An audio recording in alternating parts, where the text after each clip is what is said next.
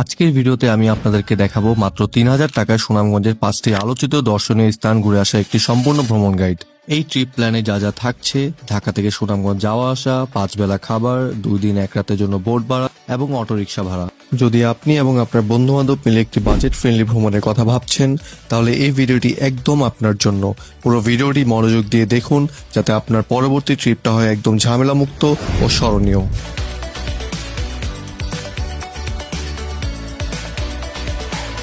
এবার চলুন জেনে নেই এই ৫টি জায়গা ঘুরে মাত্র ৩,০০০ টাকায় কিভাবে সম্ভব। প্রথমেই গরিবের প্রকৃত বন্ধু কে? ঠিক ধরেছেন, ট্রেন। আমরা যাত্রা শুরু করেছি ঢাকার বিমানবন্দর রেল স্টেশন থেকে। মাত্র ২৫০ টাকা ভাড়ায় পৌঁছে গেছি মোহনগঞ্জ স্টেশনে। সেখান থেকে লোকাল সিএনজি বা অটোতে দুই পাশে হাওরের জলরাশি দেখতে দেখতে জনপ্রতি মাত্র ৮০ থেকে ৯০ টাকায় চলে যায় মধ্যনগর ঘাটে। এখান থেকেই মূলত আমাদের শুরু হয় বোট জার্নি। আমরা ১৪ জন মিলে বোট ভাড়া করেছি মাত্র ২০,০০০ টাকায়, মানে জনপ্রতি প্রায় ১৪০০ টাকা।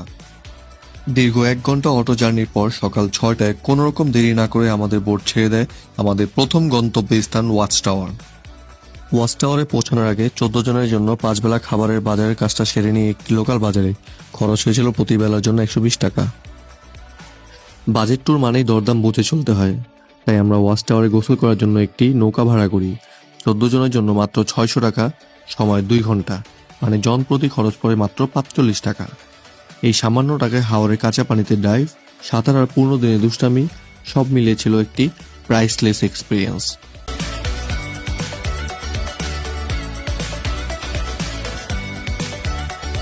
ওয়াচ টাওয়ারে ঠান্ডা জলে এক দারুণ গোসল সেরে পেটও জোরে জোরে বাজাতে শুরু করলো। তাই বোটেই সেফলি আমাদের দুপুরের খাবার: ভাত, ডাল, মুরগি, গ্রামের ঘ্রাণ মেশানো এক পরিপূর্ণ প্লেট। তারপর শুরু হয় আবার ভেসে চলা।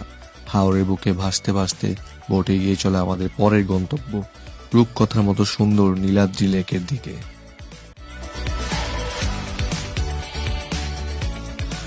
দুপুর প্রায় ৩টা ৩০ বাজে।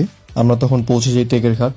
যদি এটা একটা বাজেট ট্যুর, তাই আমরা সময় নষ্ট না করে হেঁটেই রওনা দিই লাকমাছড়ার উদ্দেশ্যে। আপনি চাইলে বাইক বা অটো নিয়েও যেতে পারেন।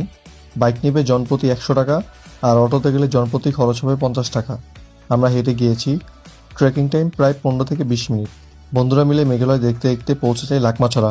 লাকমাছড়া জায়গাটা অনেকটা বিছানাকান্দির মতো, কিন্তু এখানে ভিড় মোটামুটি বেশি, আর পেছনে মেঘালয়ের পাহাড়, ঝর্ণার সবুজের এমন এক দৃশ্য যেটা ছবি দিয়ে বোঝানো সম্ভব নয়।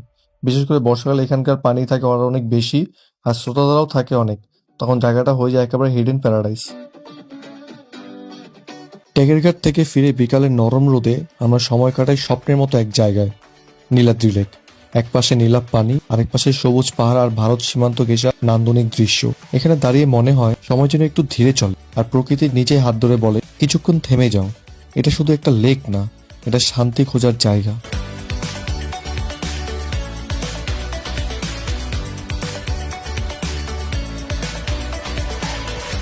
নীলাদ্রি লেকের নীরব সন্ধ্যা পেরিয়ে আমরা ফিরে আসি বোটে, হালকা নাস্তা আর বিশ্রামের জন্য। আর ঠিক তখনই দেখা মেলে এক অসম্ভব সুন্দর পূর্ণিমা রাতে। চারপাশে নীরব হাওর, পানি জুড়ে চাঁদের আলোয় ঝিলিক। সেই রাতে ছিল না মোবাইল, না ছিল ব্যস্ততা, ছিল শুধু আমরা আর গল্পে ভরা নির্ঝঞ্ঝাট আড্ডা। বোটের ছাদে শুয়ে শুয়ে চাঁদের নিচে কাটানো ছিল হয়তো জীবনের সেরা এক রাত।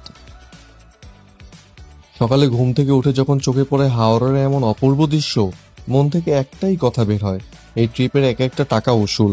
চোখের সামনে জলের রাজ্য আর চারপাশে এমন নিস্তব্ধতা যা ভিডিওতে দেখে অনুভব করতে পারবেন না। এই সকালটা ভুলে যাওয়ার মতো না। তারপর আমরা ডিম খিচুড়ি দিয়ে একটা মন ভরানো নাস্তা সেরে রওনা দিই আমাদের বাকি স্পটগুলো দেখতে। এই অংশটুকু কাভার করতে আমাদের ভাড়া করতে হয় 2টি অটো, যার জন্য মোট খরচ পড়ে ১৪০০ টাকা। তবে এখানে একটা গুরুত্বপূর্ণ বিষয়: অটো ভাড়া করার আগে অবশ্যই ভালোভাবে দরদাম করে নেবেন। কতক্ষণ কোথায় থাকবে, কই নিয়ে যাবে, সব ডিটেলস আগে ঠিক করে নেবেন, না হলে সহজে স্ক্যামের শিকার হতে পারেন। সকাল 10টা 52 মিনিট আমাদের অটো রওনা দেয় শিমুল বাগানের দিকে। রাস্তা খুব একটা ভালো না হলেও দুপাশে গ্রাম বাংলার দৃশ্য আর মেঘালয় পাহাড় দেখতে দেখতে প্রায় ১ ঘন্টা কেটে যায় টেরই পাইনি। 11টা ৩৫ মিনিটে আমরা পৌঁছে যাই শিমুল বাগানে।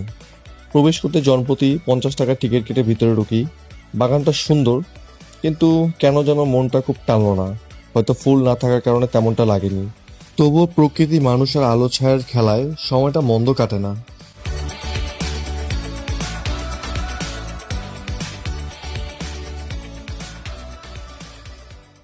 সেখান থেকে আমরা রওনা দিই বারিকটার দিকে। পথটা একটু খাড়ার কষ্টকর হলেও ওপরে উঠেই চোখ আটকে যায়। একপাশে বিস্তীর্ণ জাদুঘটা নদী আর দূরে মেঘালয় পাহাড় ঘেরা স্বর্গীয় দৃশ্য। আমি অবাক হয়ে শুধু তাকিয়ে থাকি। আমাদের দেশেও যে এত সৌন্দর্য লুকিয়ে আছে তা দেখে সত্যিই মুগ্ধ হয়ে যায়। এই জায়গাটা আর নীলাদ্রি লেক আমার এই ট্যুরের সেরা 2 মুহূর্ত।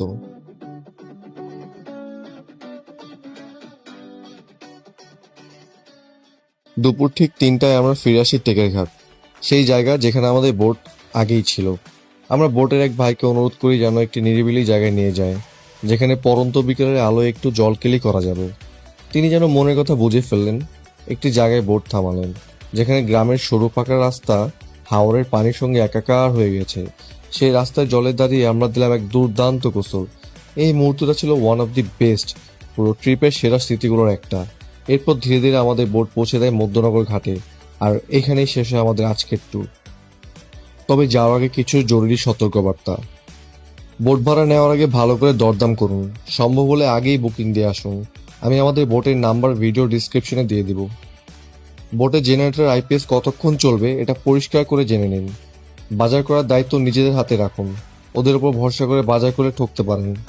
বাড়ির টিলা বা শিমুল বাগানে যাওয়ার সময় অটো ভাড়ার রেট, সময় ও জায়গার ব্যাপারে আগেই সব চূড়ান্ত করে নিন। তো এই ছিল আমাদের মাত্র 3,000 টাকার বাজেট ট্যুরে সুনামগঞ্জের 5টি আলোচিত স্পটে ভ্রমণের পূর্ণ অভিজ্ঞতা। পরবর্তী অ্যাডভেঞ্চার পর্যন্ত ভালো থাকবেন, আর হ্যাঁ, আমার জন্য দোয়া করবেন। আল্লাহ হাফেজ।